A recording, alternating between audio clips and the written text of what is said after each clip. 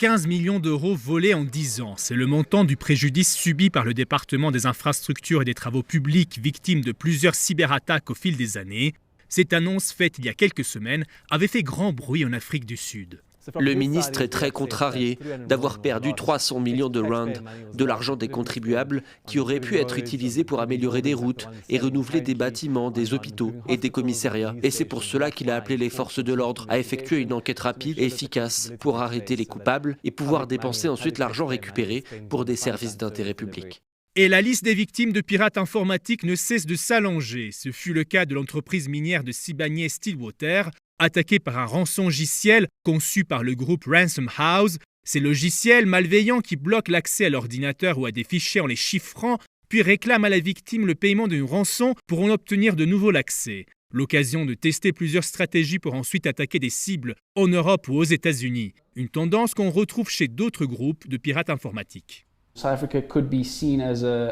L'Afrique du Sud peut être vue comme une cible facile à attaquer, car elle n'a pas encore mis en place un cadre législatif efficace. Ce qui rend difficile de prévoir des cyberattaques, d'arrêter des pirates informatiques et de se remettre financièrement de ces attaques. Ces pirates informatiques n'ont pas peur de se faire attraper ici. Mais tous les hackers n'ont pas une mauvaise réputation. Dominique est un hacker éthique. Il aide les entreprises et les institutions à augmenter leur cyberdéfense à travers des simulations et des recherches. Un aspect de plus en plus essentiel dans un pays où les attaques ont augmenté de 76% en 2023. Il y a des personnes spécialisées dans l'exploitation de failles informatiques qui ont transformé cette activité de hacking en une chaîne logistique. Donc vous avez un hacker qui repère, puis exploite une faille dans les systèmes informatiques.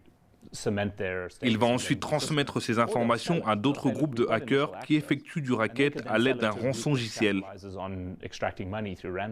Le nombre des cyberattaques n'augmente pas seulement dans la nation arc-en-ciel. Depuis la fin de la crise de la Covid-19, les attaques par des programmes malveillants ne cessent de croître partout dans le monde. Début août, l'ONU a approuvé un premier traité contre la cybercriminalité, une initiative saluée également par la délégation sud-africaine.